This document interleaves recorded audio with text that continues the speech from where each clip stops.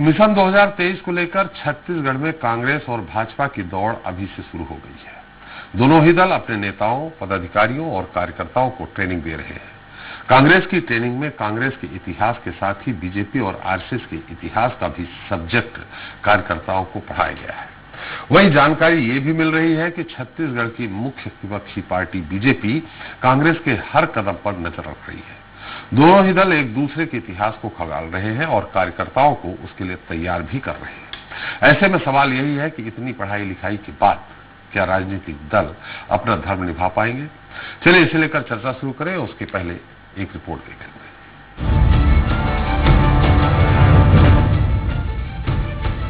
छत्तीसगढ़ में भूपेश सरकार अपने 2.5 साल का कार्यकाल पूरा करने के बाद अगले 30 महीनों के लिए रणनीति के तहत आगे बढ़ रही है। उधर विपक्ष में बैठी बीजेपी कांग्रेस के मिशन 2023 को फेल करने के लिए पूरी तरह से एक्टिव मूड में है।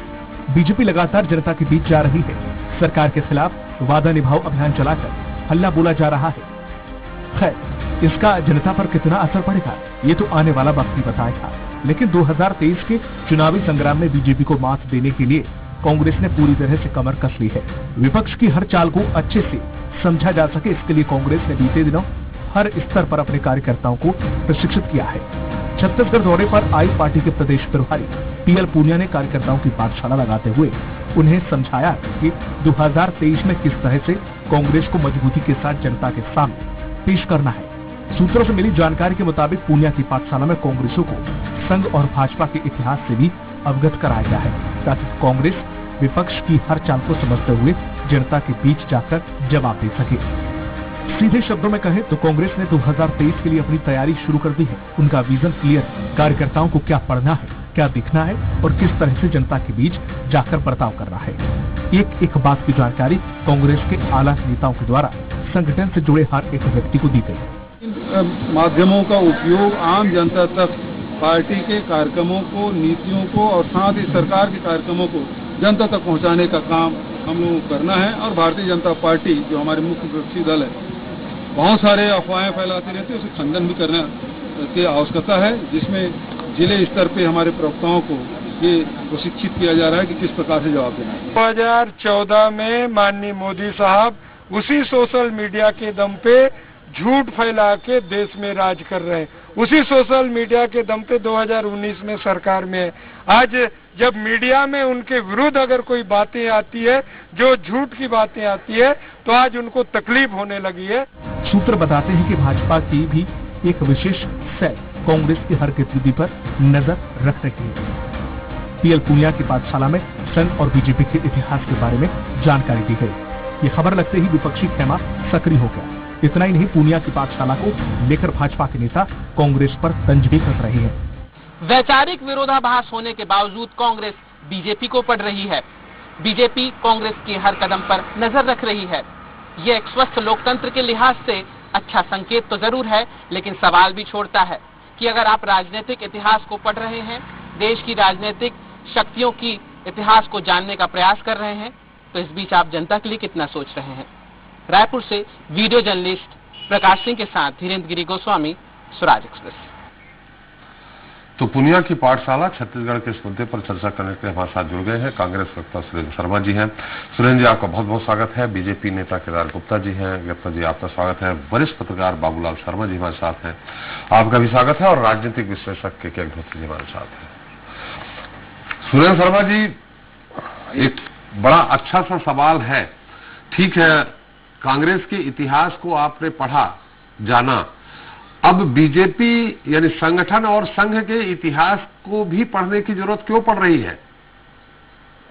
त्रिपाठी जी, कन्हैयालाल मानिकलाल मुंशी जी ने एक किताब लिखी है, गीता और आधुनिक जीवन जी। उसमें उल्लेख करते हैं कि जब मुगल हिंदुस्तान में आक्रमण करने आए जी, तो राजपूत लोग शक्ति संपन्नता में कोई कम नहीं थे जी, शौर्य में भी कम नहीं थे जी, मगर उनको सिर्फ धर्म युद्ध का अभ्यास था जी। महिलाएं अवध्य हैं, बच्चे के ऊपर आक्रमण नहीं करना है, रात को नहीं लड़ना है, जिस नहर पर त्याग दिया हो उसके ऊपर हमला नहीं करना है, गांव नहीं जलाना है, बस्ती नहीं जलाना है, ये संस्कार हिंदुस्तान के राजपूतों में उस समय के राजाओं में थी जी। जबकि मुगल जब आए तो मुगलों ने सिर्फ जीत को अपना मंत्र माना जी। चाहे जैसा भी हो, आक्रमण करो, महिलाओं को मार दो, बलात्कार करो, आगजनी करो, भयभीत करो, आतंकित करो, चिंतित करो। तो इस बिना के आधार पे एक बात समझ में आती है कि इस देश को आजाद कराने वाली पार्टी कांग्रेस पार्टी, जिसने हिंदुस्तान के गांव गांव में स्वतंत्रता संग्राम सेनानी पैदा कर दिए, तब जब यहाँ पर कोई भी संचार माध्यम नहीं था, अखबार नहीं थे, रेडियो नहीं था, टेलीविजन नहीं था, सोशल मीडिया की तो बात ही भूल जाएगी। ऐसी पार्टी को भारतीय जनता पार्टी ने पिछले कुछ वर्षों में जिस आक्रामकता के साथ, जिस झूठ के साथ और जिस तरीके से इतिहास को बदलने की चेष्टा करने के साथ, नेहरू जी की छवि को खराब करने की कोशिश के साथ जिस ढंग से प्रयास किए हैं, तो ये आवश्यक हो जाता है कि हमारा किस तरह के लोगों से मुकाबला है। तो उन लोगों के मुकाबले के लिए उनकी रणनीति को जानना भी जरूरी है, उनके इतिहास को भी जानना जरूरी है। वो किस पृष्ठभूमि से आते हैं, उनके विचार क्या हैं, वो देश में किस तरह की व्यवस्था चाहते हैं, कांग्रेस किस तरह की व्यवस्था चाहती है। तो नई जो पीढ़ी है, नई पीढ़ी को अपने इतिहास भी जानना जरूरी है कि कांग्रेस क्या है, कांग्रेस की विचारधारा क्या है, और जिससे हमारा मुकाबला है भारतीय जनता पार्टी, उसका उद्गम स्थान कहाँ है, उसकी विचारधारा क्या है, वो किस तरह की रणनीति के साथ काम करती है, वो सत्ताभिलाषी है कि वास्तविक में राष्ट्रवादी है कि छद्म राष्ट्रवादी है। इन सारी चीजों की जानकारी नई पीढ़ी को देना बहुत जरूरी है। मतलब ये पढ़ शर्मा जी, जो आप बता रहे हैं कि बीजेपी किस तरह से चुनाव जीतना चाहती, वो पढ़ के क्या आप भी धर्म युद्ध से भटकेंगे? नहीं, बिल्कुल नहीं, बिल्कुल नहीं। अंधेरे से अंधेरा लड़ेगा तो अंधेरा ही जीतेगा त्रिपाठी जी। बात ये नहीं है, बात दरअसल ये है कि यही तो जो नई पीढ़ी के बहुत सारे लोग ये सोचते हैं कि हमको भी ऐसा ही हो जाना चाहिए। तो ऐसा नहीं होना है। देश की जनता, देश के लोग कांग्रेस से बड़ी उम्मीद रखते हैं, कांग्रेस पर बड़ा भरोसा करते हैं। कांग्रेस ने देश के अनुसूचित जाति, जनजाति के तमाम लोगों में स्वाभिमान भरा है, महिलाओं को अधिकार दिया है। आज देश में जो लोकतांत्रिक व्यवस्थाएं कायम है, उसके लिए कांग्रेस की जिम्मेदारी बनती है। तो इसलिए हमको वैसा नहीं बनना है। मगर किंतु जैसे मान लीजिए सोशल मीडिया के माध्यम से अगर कोई झूठ फैलाई जा रही है, तो हमको तो इस बात को सोशल मीडिया के माध्यम से ही सच फैलाना होगा। अगर मीडिया के माध्यम से गलत बयानी की जा रही है, तो मीडिया में आकर के हमको सच बयानी करनी होगी। अगर मीडिया में आकर के ये बताया जा रहा है कि 7 साल से पहले 70 साल में इस देश में कुछ नहीं हुआ, तो नई पीढ़ी को बताना होगा भाई बहुत कुछ हुआ है, इस देश में सुई भी नहीं बनती थी, आज हम मंगलयान तक बना रहे हैं। तो इन चीजों की जानकारी नई पीढ़ी को, नए लोगों को देना जरूरी है, और ये कांग्रेस पार्टी को करना ही चाहिए, और इसी काम को हम लोग करने की कोशिश कर रहे हैं। चलिए केदार जी, आपने तुलना सुन ली होगी, और तुलना सुनने के बाद हालांकि उनका कहना यही है कि मैं उस रास्ते से नहीं जाऊंगा जिस रास्ते से आप सत्ता तक जाते हैं। केदार जी, बहुत दिनों बाद आपकी रौबदार, कड़क आवाज सुनने को मिलेगी। लंबे समय बाद आप हमारे साथ रूबरू हुए हैं। क्या वजह है पता नहीं, मुझे नहीं मालूम, लेकिन लंबे समय बाद हुए हैं। मैं आपको निश्चित तौर से सोच रहा था कि कहाँ है केदार जी। नमस्कार जी, अब आप उत्तर दे दीजिए कैसा है। लेकिन ये बात सही है कि जो उन्होंने कहा है कि मीडिया भ्रम, आप सोशल मीडिया के माध्यम से भ्रम फैला करके झूठ को सच साबित करते हैं, सच को झूठ साबित करते हैं, ऐसा सुरेंद्र जी ने कहा है। लेकिन अब वो आपने जो पाठ पढ़ा है उसको वो भी पढ़ रहे हैं। अब आप क्या करेंगे, क्या काट होगी आपकी? देखिए, निश्चित रूप से परमपिता राष्ट्रपिता महात्मा गांधी जी जब थे जी, और कांग्रेस पार्टी उस समय जिस भी वजूद में थी जी, तो मैं मानता हूं कि उनका मार्गदर्शन बहुत अच्छा था, और उन्होंने स्वयं ये कहा था कि आजादी की लड़ाई हो गई और हमें अब कांग्रेस को खत्म कर देना चाहिए। कांग्रेस की स्थापना किसने की हम सब जानते हैं, किसी अंग्रेज कलेक्टर ने की। मैं उस विषय में आज नहीं जाना चाहूंगा, पर निश्चित रूप से राष्ट्रपिता महात्मा गांधी जी का मार्गदर्शन हम सबके लिए अच्छा था और पूरे देश के लिए हमने पढ़ा है, वो पूरा देश उनको चाहता था। और निश्चित रूप से उन्होंने स्वयं अपनी किताब में लिखा है कि आजादी के लिए हम सब एक थे, अब आजादी की लड़ाई पूर्ण हो गई, अब कांग्रेस को खत्म कर देना चाहिए, इसलिए ये वो कांग्रेस नहीं रही। दूसरी बात, मैं तो बहुत धन्यवाद देता हूं कांग्रेस पार्टी को, छत्तीसगढ़ के प्रभारी श्रीमान पुनिया जी को, और मेरे मित्र जो सुरेंद्र शर्मा जी हैं, वो श्रेष्ठ प्रवक्ता हैं, उनको भी, कि वो स्वीकार कर रहे हैं कि वो आरएसएस और भारतीय जनता पार्टी के बारे में पढ़ रहे हैं। इसमें मेरा कहना सिर्फ इतना ही है शरद जी, लेकिन उन्होंने तुलना जिन लोगों ने कुछ और कर दी है। आरएसएस को पढ़ा, मैं एक सेकंड, तुलना कुछ और की है उन्होंने, कह रहा हूं धर्म युद्ध की तरफ गए। जिन लोगों ने, ठीक है, मैं कह रहा हूं, तो जो लोगों ने पढ़ा भाजपा को और आरएसएस को, वो तो कांग्रेस छोड़ के आ गए जी, और अब ये अपनी शाला में उनको पढ़ा रहे हैं, तो कांग्रेस में बचेगा कौन जी। देखिए, साक्षरता बढ़ी है, लोग समझ रहे हैं। अब ये अपनी पाठशाला में ही अगर भाजपा के बारे में बता रहे हैं, तो लोग तो सारे कांग्रेस को छोड़कर आ जाएंगे कि जो रीति नीति इनकी है कांग्रेस की, वो तो खाली भ्रष्टाचार की है, खाली सत्ता को प्राप्त करने की, राष्ट्रवाद तो है ही नहीं जी। और राष्ट्रवाद अगर भाजपा में इनको दिखता है तो वहां बचेगा कौन। इसलिए मैं पुनः धन्यवाद देता हूं।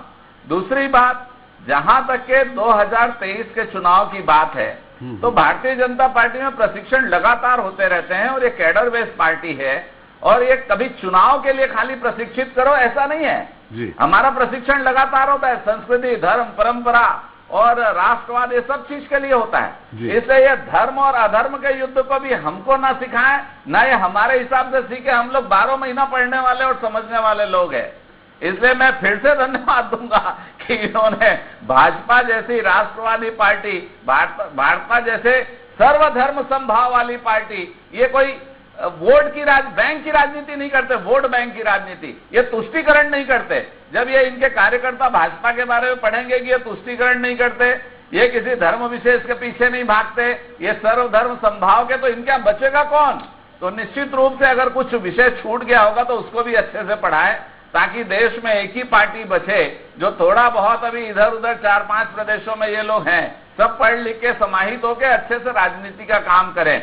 मैं किसी पार्टी के खिलाफ नहीं हूं कि कांग्रेस कोई बुरी पार्टी है, मेरा ऐसा कहना नहीं है। केदार जी, सब लोग जिस नीति से आप चल के आगे बढ़ते थे, अगर उस नीति को कहते हैं, जब युद्ध होता है तो सामने वाला कौन सा पैतरा भाजेगा, उस पैतरे को अगर उसको पहले से मालूम है तो फिर युद्ध में हार हो जाती है। अगर आपका पाठ उन्होंने पढ़ लिया तो आप समझ सकते हैं कि आपकी स्थिति क्या होगी। पंडित जी, उन्होंने थोड़ा मतलब पंडित बनने का प्रयास किया था और जनेऊ जो अंदर पहनते हैं उसको कोट के ऊपर पहन लिया था। तो पढ़ लिख के और नकल मार के मारेंगे कितना। जनेऊ ऊपर पहनकर घूम रहे थे प्रचार के लिए। अरे भाई, ऐसा नहीं होता है, जनेऊ पहना जाता है पर जनेऊ तो अंदर होता है, कोट के ऊपर नहीं होता। तो पढ़ लिख के करेंगे कैसा। इसलिए क्या ये वर्षों से चली आ रही पार्टी है भारतीय जनता पार्टी और आरएसएस, और हमारे कण कण में सेवा भाव लिखा है, राष्ट्रवाद लिखा है। इनको समझने में समझ के ये तुरंत ट्रांसफर हो जाएंगे, पर हमसे सीख के हमसे ही नहीं लड़ सकते, ये बात तय है, क्योंकि इसका डीएनए होता है और भाजपा का डीएनए राष्ट्रवाद का है और राष्ट्र सेवा का है। इसलिए मैं समझता हूं कि अगर ये पढ़ के सीख ले तो बहुत अच्छी बात है। जनेऊ पहने, इनका स्वागत है, पर जनेऊ को अंदर पहने, कोट ऊपर पहने, इतना जरूर कर लें। आज तो मैं इतना ही सिखा सकता हूं, फिर अगली बार किसी कार्यशाला में बैठेंगे तो जरूर चर्चा होगी। लेकिन केदार जी, मेरी एक शिकायत है आपसे, कहिए तो कह दूं जी। निश्चित रूप से मिलते रहिए। आपके लगता है मन से मैं विलुप्त हो गया हूँ जी। मैं एसपी त्रिपाठी हूँ, शरद नहीं। नहीं, आप मन में विराज। नहीं, आपने हमेशा बैठूंगा। आपने कहा शरद जी, तो मैंने कहा मैं एसपी त्रिपाठी, इसीलिए मिलते रहा करिए। आपने हमें स्मरण से बाहर कर दिया आपने। बिल्कुल जी। बाबूलाल जी, आपने, त्रिपाठी साहब जरूर से बैठूंगा, क्षमा करेंगे जी। बाबूलाल जी, आपने सुन लिया होगा अपने अपने मत क्या है, लेकिन मुझे कहीं न कहीं लगता है कि अगर ये आरएसएस का पाठ पढ़ लेंगे, यानी दूसरी विधा से, अपनी विधा में तो ठीक है, माहिर हैं, सुरेंद्र शर्मा जी, लेकिन दूसरी विधा भी अगर सीख लेंगे तो जब दोनों विधाओं के वो मालिक हो जाएंगे तो थोड़ा सा बीजेपी को कहीं परेशानी नहीं आएगी? अभी आपने दोनों की बातों को ध्यान से सुना होगा, मैंने भी सुना जी। त्रिपाठी जी, प्रशिक्षण का प्रभाव दोनों के ऊपर दिखा है जी। अभी ये दोनों जगहों पर, भाजपा में भी कांग्रेस में भी अभी प्रशिक्षण का दौर चल रहा है। इंटरनल जो है कैसे मुकाबला करना है 2.5 साल पहले ही शुरू हो गया जी। अब ये 2.5 साल पहले क्यों शुरू हुआ है, इसका मैं कारण आपको बताता हूँ जी। मुझे याद है जब तीसरा टर्म था डॉक्टर रमन सिंह का, तो ठीक 2.5 साल पहले भूपेश बघेल अध्यक्ष के रूप में हमला शुरू किए थे डॉक्टर रमन सिंह के ऊपर, और लगातार 2.5 साल जो है माहौल बनाकर रखा और सत्ता हासिल कर ली। तो लगता है 2.5 साल का कोई टोटका बनाया है इन्होंने, दोनों पार्टियों ने, कि भाई ये 2.5 साल पहले शुरू कर दो तो निश्चित रूप से जो चुनाव में विजय हासिल होती है।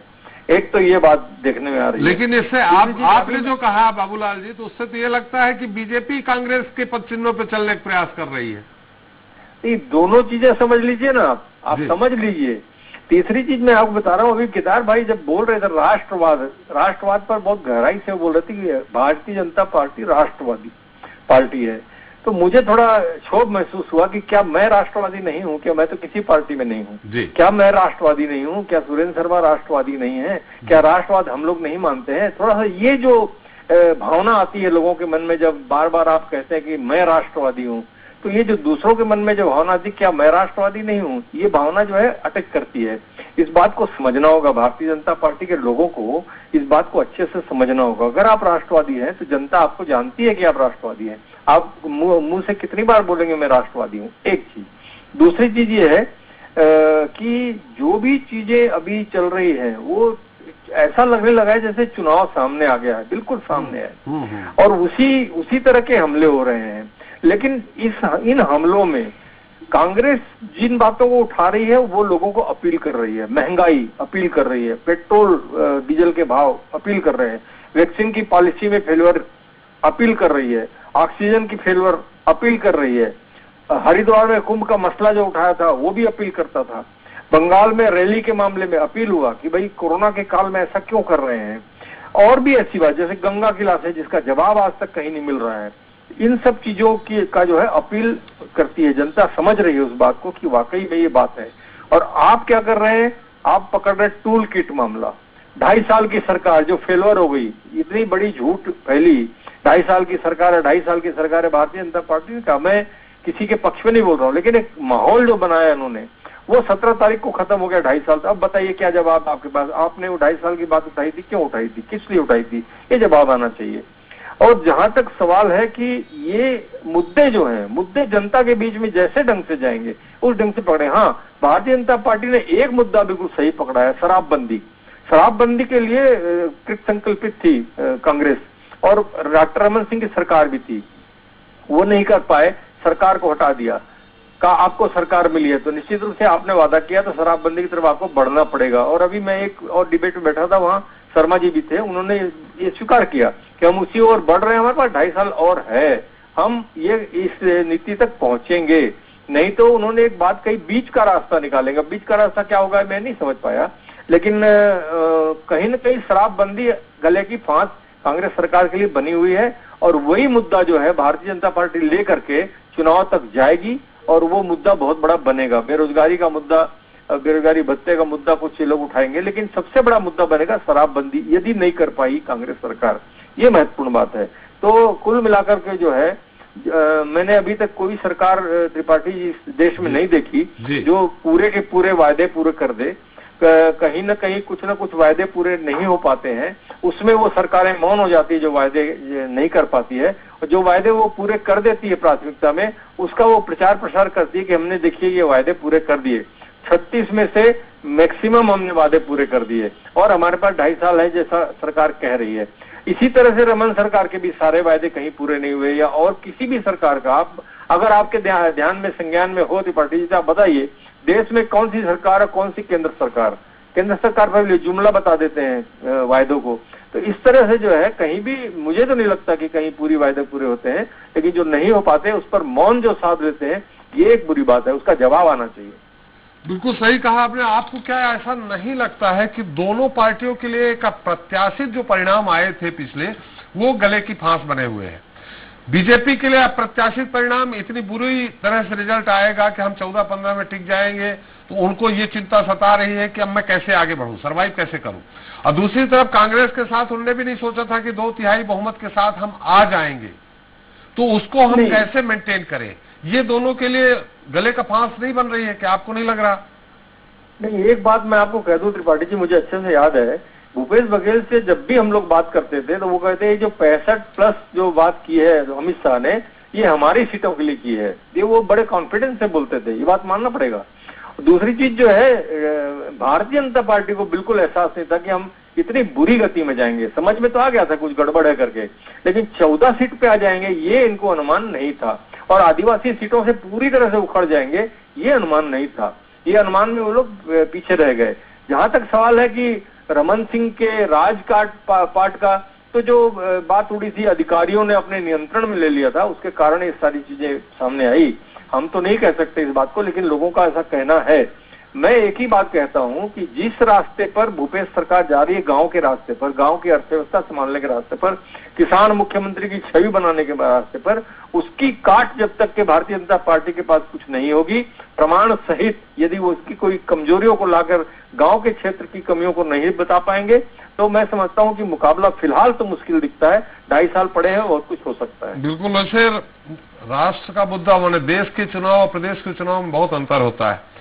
देश का चुनाव एक मुद्दे पे लड़ा जाता है, उसी पे परिणाम आते हैं। अगर आप पिछले इतिहास में जाएं तो 71 पे गरीबी हटाओ, 77 में फिर जनता पार्टी, 80 में स्थायित्व, 85 में शहादत, 91-92 में नहीं था मुद्दा तो मिली जुली मिली। फिर अभी मोदी जी जो जीत गए और राष्ट्रवाद का मुद्दा इतना हावी हो गया। लेकिन प्रदेश में जो आपने कहा सही है कि जब तक आप स्थानीय मुद्दों पे जनता तक ये नहीं बताएंगे कि हम सही थे या वो सही थे, तो परिणाम बदलते बिगड़ते रहेंगे। सुरेंद्र जी, अभी केदार जी ने बहुत सारी बातें कही हैं कि आपने मान लिया राष्ट्रवाद का मुद्दा, वो राष्ट्रवादी है और आप लोग राष्ट्रवाद का पाठ पढ़ रहे हैं, तो वो स्वागत कर रहे हैं केदार जी आपका? नहीं, निश्चित रूप से स्वागत करना चाहिए। जिस तरह से वो गांधी जी को पढ़े हैं और उसी तरह से हम RSS को पढ़ रहे हैं, उसी तरह से हम भारतीय जनता पार्टी को पढ़ रहे हैं, और पढ़ने के बाद हमको आश्चर्य होता है कि देश के साथ इतना छल किया जा सकता है, इतना बड़ा धोखा दिया जा सकता है, और देश की जो संवैधानिक परिस्थितियां हैं, लोकतांत्रिक परिस्थितियां हैं, लोगों के बीच में इस तरह से सामाजिक समरसता के साथ सत्ता के लिए खिलवाड़ किया जा सकता है। ये बात कांग्रेसियों को समझ में आ रही है त्रिपाठी जी। दरअसल में हुआ ये है कि आपको मैं बिल्कुल एक बात कहना चाहता हूँ कि भारतीय जनता पार्टी ने 2014 में जो बात किया था, जो वादे किए थे, उन वादों पर 2019 में चुनाव नहीं लड़ा। उस विषय को कभी, ये उस विषय पे आपने विकास के मुद्दे पे कभी चुनाव नहीं लड़ते। मैं कह रहा हूँ कि मोदी जी ने बहुत सारे वादे किए थे, चाहे विदेश से काला धन लाने का विषय हो, चाहे किसानों की आमदनी दुगुनी करने की बात हो, या 2 करोड़ लोगों को रोजगार देने की बात हो, या पाकिस्तान को सबक सिखाने की बात हो। चलिए, उसको छोड़ दिया उन्होंने। जो इनके मैनिफेस्टो में नहीं था, उन्होंने नोटबंदी लागू किया। उनकी ये योजना 2 तो थी, एक नोटबंदी और एक GST। तो GST और नोटबंदी पे चुनाव नहीं लड़ा। चुनाव लड़ा पुलवामा पे, चुनाव लड़ा सर्जिकल स्ट्राइक पे, और ये कहा कि भाई आज से पहले कभी हुआ नहीं था। और जो आज की जो पीढ़ी है उनको समझ में नहीं आती बात कि 71 में 84,000 सैनिकों का आत्मसमर्पण करवाने वाली सरकार इंदिरा गांधी की सरकार थी। 1965 में लाहौर तक पहुंचने वाली भारत की सेना लाल बहादुर शास्त्री जी के नेतृत्व में थी। उनके आह्वान पर देश के लोगों ने 1 जून का भोजन त्याग दिया था। ये जो इतिहास है, ये जो समय है, ये इस बात को कभी जनता के बीच में आने नहीं देते कि जब राकेश शर्मा ने चंद्रयान में अंतरिक्ष से जब उन्होंने कहा था कि इंदिरा जी ने पूछा था मेरा भारत कैसा है, तो उन्होंने कहा था कि सारे जहां से अच्छा। ये इतिहास की बातें हैं त्रिपाठी जी। तो ये जो है 1925 से लेके भारतीय जनता पार्टी की अभी 2019-21 तक की यात्रा जो है, इसके संबंध में बड़ी भ्रांतियां हैं, बड़ा ही मतभेद है। मैं उन सारी चीजों को अभी आपके चैनल के माध्यम से खुल के नहीं कहना चाहता। मैं अपने कार्यकर्ताओं को, हम अपने कार्यकर्ताओं को बता रहे हैं कि इन्होंने भगत सिंह के संबंध में कैसी भ्रांतियां फैलाई, इन्होंने सुभाष चंद्र बोस और गांधी जी के बीच में मतभेद की बात को किस तरह से उजागर किया। भारतीय जनता पार्टी तो सोशल मीडिया के माध्यम से यहाँ तक कहती है कि पंडित जवाहरलाल नेहरू मुसलमान थे, उनके पिताजी का नाम क्या क्या बताते हैं। तो मैं जानना चाहता हूं कि पंडित मोतीलाल नेहरू को क्या ये पता था कि मेरा बेटा हिंदू बनेगा तो देश का प्रधानमंत्री बनेगा?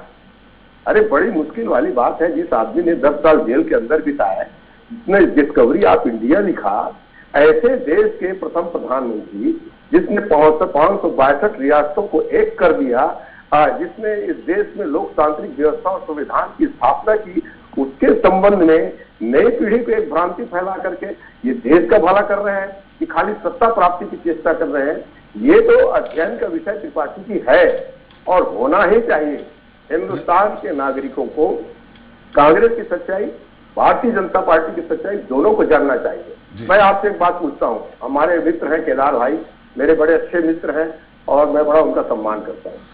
आज भी अच्छे मित्र है तो जल्दी पाठ पढ़ा देंगे आपको। नहीं, जल्दी पाठ पढ़ा देंगे। उनका हम पाठ अगर अच्छा होगा तो उसको हम सीखने के तैयार हैं। हम तो कहीं से भी सीखने को तैयार है त्रिपाठी जी। हम तो सीखना ही चाहते हैं भाई। आखिर हम 44 सीट पे आ गए हैं ना। इतना अच्छा काम करने के बाद, देश को इतनी ज्यादा उन्नति के रास्ते में ले जाने के बाद, रोजगार गारंटी योजना दिया, सूचना का अधिकार दिया, भोजन का अधिकार दिया, स्वास्थ्य का अधिकार दिया, भू अर्जन कानून दिया, इसके बावजूद अगर हमारी परिस्थिति ये है तो हमको सीखना चाहिए और सीखने में कोई परहेज करने की कोई आवश्यकता नहीं है, मैं तो कह रहा हूँ। और दूसरी बात, कुल मिलाकर उद्देश्य यह है कि देश का भला होना चाहिए। चलिए, राजनीतिक दलों का काम यह है कि जनता को, जो हमारी जिंदगी, जो हमारे प्रतिभाशाली नौजवान जो पढ़ लिख करके आ रहे हैं, उनके सामने रोजगार का संकट है, उनको कैसे रोजगार मिले, लोगों के इलाज कैसे हो, और लोगों के आवागमन की सुविधा कैसे ठीक हो, और लोगों के बीच में सुरक्षा और संविधान की भावना कैसे स्थापित हो। बिल्कुल सुरेश, राजनीतिक दलों का काम है। थोड़ा सा कम है, हम सीखने और सिखाने के, लेकिन ये तय है कि आप संघ और बीजेपी के संगठन का पाठ पढ़ेंगे। पढ़ लिया नहीं, थोड़ा टाइम लगेगा। केदार जी, निश्चित तौर पे घोषणा जो पत्र होता है, जो वादा पत्र होता है, उस पे चुनाव ठीक है। आप छत्तीसगढ़ का मुद्दा है, बाबूलाल जी ने भी कह दिया है कि स्थानीय मुद्दे बहुत काम करते हैं, लेकिन अगर घोषणा पत्र के आधार पे आप खुद बताइए कि क्या 2014 का जो मोदी जी का घोषणा पत्र था, जीएसटी और अलग है, उन्होंने कह दिया, क्या स्वामीनाथन आयोग की रिपोर्ट उन्होंने नहीं कहा था कि हम स्वामीनाथन की जो सिफारिश है उसको लागू करेंगे? केदार जी, 2014 का घोषणा पत्र जो है उसमें कहा गया है कि स्वामीनाथन आयोग की सिफारिश को हम लागू करेंगे। देखिए, पहले तो मैं कुछ जो चर्चा आज डिबेट में आई उसका जवाब देना चाहता हूं कि बंगाल में क्या हुआ। चुनाव आयोग ने चुनाव तय किया और कहा कि ये टाले नहीं जा सकते हैं। चुनाव हुआ और उसमें जो रैलियां हुई उसमें तृणमूल ने भी भाग लिया, भाजपा ने भी भाग लिया और सारे नेता गए, उनके भी गए, हमारे भी केंद्र गए। में आपकी तो सरकार थी, किसी को दोषी ठहरा देना, केंद्र में आपकी सरकार थी, प्रधानमंत्री ने या आपके राष्ट्रीय अध्यक्ष ने चुनाव आयोग से क्या अनुरोध किया था कि चुनाव अभी टाल दिए जाए? एक भी पत्र दिया था क्या? हाँ, निश्चित रूप से मैं आपको कहना चाहता हूं कि अगर चुनाव आयोग सरकार की सुनने लगे तो आप कहेंगे चुनाव आयोग निष्पक्ष नहीं है। नहीं। और अगर चुनाव आयोग निष्पक्षता के साथ काम कर रहा है तो आप कहते हैं कि प्रधानमंत्री ने पत्र क्यों नहीं लिखा? ये महामारी का दौर था, दो बातें एक साथ नहीं चलेगी। महामारी का दौर था। चुनाव आयोग, त्रिपाठी साहब, चुनाव आयोग स्वतंत्र संस्था है, वो किसी सरकार की नहीं सुनती। नहीं, वो ना सुने, आधार पे सारे नेता गए। हम तो सिर्फ इतना सवाल कर रहे हैं कि अनुरोध किया था क्या? अब मैं ये पूछ रहा हूं, मैं हाँ किया था। मैं ये पूछ रहा हूं कि आसाम में यहां की पूरी सरकार चली गई थी छत्तीसगढ़ की, और सिर्फ सरकार गई नहीं, वहां से आई तो 10 विधायकों को यहां लेके आई आओ भगत के लिए कि सरकार बनेगी तो 10 को यहां संभाल के रखेंगे। उसकी चर्चा तो कोई नहीं करता। तो निश्चित रूप से वो पहला जवाब था। दूसरा जवाब देना चाहता हूं, हमारा कि जवाब ऑक्सीजन नहीं की मिला, जो कमी नहीं मिला हुई, केदार जी, क्या हमारा देश जवाब। में ऐसा कोई जानता था यह महामारी आनी है? केदार जी, मेरा जवाब नहीं मिला। आपने आपका कहा, जवाब कौन दे सकता है त्रिपाठी साहब? आपने कहा कि हाँ किया था। आपका सीधा जवाब मैं नहीं दे सकता। देखिए, चैनल में आप बोल रहे हैं, आपने कहा कि अनुरोध किया था। कोई क्या नहीं दे आपके सकता। राष्ट्रीय अध्यक्ष ने या प्रधानमंत्री ने एक इस देश का मुखिया होने के नाते कि इस समय महामारी है, सदी बाद आई है, स्पेनिश फ्लू के बाद अभी ये कोरोना आया है, अभी चुनाव टाल दिए जाए, 6 महीने के लिए राष्ट्रपति शासन लग जाता तो कौन से हाय तौबा हो जाती? मैं आपसे ये सवाल कर रहा हूं। पूरी हाय तौबा हो जाती। राष्ट्रपति शासन तो आज लगना चाहिए, वहां जो हाल है उस समय लगता तो हाय तौबा हो जाती। आज भी कहते हैं जहां जाते हैं सरकार बना लेते हैं, और क्या नहीं कहते। इसलिए जो चुनाव आयोग ने किया। और दूसरी बात, क्या बाकी लोग कभी प्रधानमंत्री नहीं रहे देश में? जी, क्या 10-10 वर्षों तक मनमोहन सिंह प्रधानमंत्री नहीं थे? सारी जवाबदारी माननीय मोदी जी की। और ठीक है, सारे लोग गए तो वो भी गए, बाकी लोगों ने क्यों नहीं कहा कि चुनाव नहीं होने चाहिए और राष्ट्रपति शासन तो आज लगना चाहिए जो हाल है बंगाल का? तो हम आगे बढ़ते हैं साहब। और जहां तक ऑक्सीजन की कमी की बात है, सिर्फ 1.5 हफ्ते में, सिर्फ 10 दिन, 133 करोड़ लोगों का देश है हमारा, हम सब आपस में मिलकर रहते हैं, सिर्फ 10 दिन में ऑक्सीजन की समस्या का समाधान हो गया। और ये मेरा छत्तीसगढ़, यहां पर 895 रुपए में रेमडेसिविर खरीदी गई, 895 में महाराष्ट्र में खरीदी गई, और इन्होंने खरीदा 1495 रुपए में, और कहते हैं हम जनसेवा कर रहे हैं।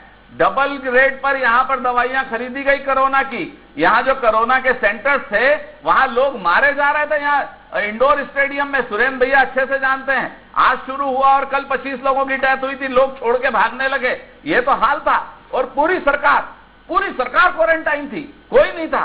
माननीय मुख्यमंत्री जी ने घोषणा की थी जो निर्णय लेंगे कलेक्टर लेंगे, जिला कलेक्टर ले लेंगे। तो कहां थी सरकार? क्या कर रहे थे ये लोग? क्या इसके आधार पर भारतीय जनता पार्टी को आवाज उठानी तो गलत है? केदार जी, कोरोना ने यह नहीं देखा कि यहाँ बीजेपी की है, यहाँ कांग्रेस सरकार है, वो अपना रौद्र रूप दिखाता रहा।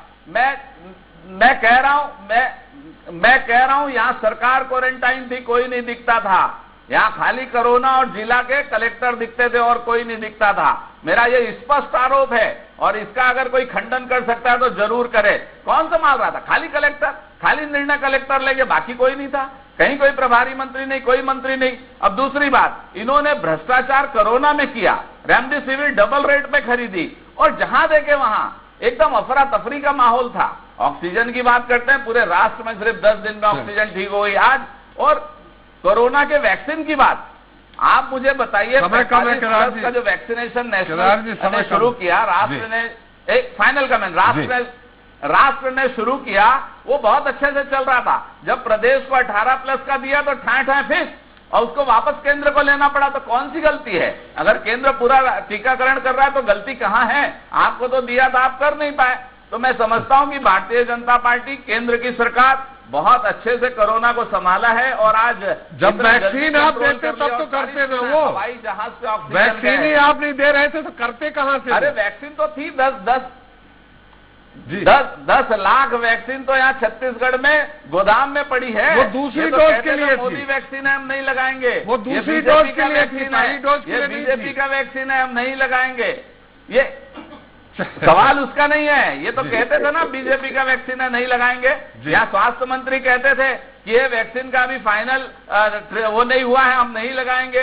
तो निश्चित रूप से इन्होंने भ्रांतियां फैलाई है, भ्रांति फैलाने वाले लोग हैं। सुरेंद्र शर्मा जी बहुत अच्छे प्रवक्ता हैं, बातों को सच्ची ढंग से बोलते हैं, समझते हैं। और फिर से कहूंगा कि वैक्सीनेशन इतने बड़े देश में 133 करोड़ का देश है, और हमारे देश में स्वनिर्मित वैक्सीन, स्वदेशी वैक्सीन लग रहा है, ये हम सब के लिए स्वाभिमान की बात है और गौरव का विषय है। और ये सफलतापूर्वक हम 2-3 महीने के अंदर मुद्दा पाठशाला का था, वैक्सीनेशन में चला गया। मुद्दा पाठशाला का था। अग्निहोत्री जी, आपका एक छोटी सी टिप्पणी इस पूरे मुद्दे पर। बाबूलाल जी, समय समाप्त हो गया, नहीं तो आपसे भी और कई मुद्दे हम साझा करना चाह रहे थे, लेकिन केदार जी ने बहुत लंबा समय ले लिया। अग्निहोत्री जी, बहुत संक्षिप्त टिप्पणी। जी, मुझे लगता है कि जो पुनिया जी की पाठशाला की आप बात कर रहे हैं, बहुत अच्छी बात है। राजनीति एक शतरंज की खेल की तरह है। जब तक आप सामने वाले की चाल को नहीं समझेंगे, तब तक आप अपनी रणनीति सही तरीके से नहीं बना सकते। इसलिए जो वहाँ कोशिश की गई है कि वो आरएसएस को समझें, वो भारतीय जनता पार्टी के कार्य शैली को समझें और उस तरह किस तरह वो रणनीति बनाते हैं और किस तरह चुनाव जीतते हैं, इस बात को यदि समझ करके वो आगे चलें और 2.5 साल पहले से वो सारी तैयारियां करें जो उनको जीत की ओर ले जाती हो, तो इसमें कोई बुराई नहीं है। दूसरे दुश्मन की जो गतिविधियां हैं उनको समझना और बूझना और उसके हिसाब से अपनी चाल को तय करना, ये शतरंज की सबसे पहले जरूरत होती है। और जो कांग्रेस इस समय वहां पर कर रही है, मुझे लगता है राजनीतिक दृष्टिकोण से ये सही है। चलिए, समय साफ हो गया। सुरेंद्र जी, बहुत बहुत धन्यवाद, आप हमारे साथ, लेकिन जल्दी पाठ पढ़िए, मैं आऊंगा आपसे पाठ सीखूंगा। केदार जी, आपका भी बहुत बहुत धन्यवाद। एक बार फिर बता दूं, मैं शरद नहीं एसपी त्रिपाठी हूँ। बाबूलाल जी, आपका भी बहुत बहुत धन्यवाद सारी चर्चा के लिए। तो छत्तीसगढ़ में सत्ताधारी कांग्रेस के साथ ही विपक्ष में बैठी बीजेपी का अब सबसे बड़ा मिशन 2023 ही है। कांग्रेस सत्ता में बने रहने के लिए जहां कार्यकर्ताओं को अभी से प्रशिक्षित कर रही है, तो वहीं बीजेपी कांग्रेस के 2.5 साल के कार्यकाल में जो भी वादे पूरे नहीं हुए उन्हें लेकर सरकार को घेरने के लिए वादा निभाओ अभियान चला रही है। हालांकि जनता इसे किस तरह से लेगी इसका पता नहीं, लेकिन दूसरी ओर कांग्रेस ने जिस तरह से संघ और बीजेपी के इतिहास से सभी कार्यकर्ताओं को अवगत कराया है, जैसा कि खबरें हैं, उससे ऐसा लग रहा है कि 2023 का संग्राम बीजेपी के लिए बिल्कुल भी आसान नहीं है।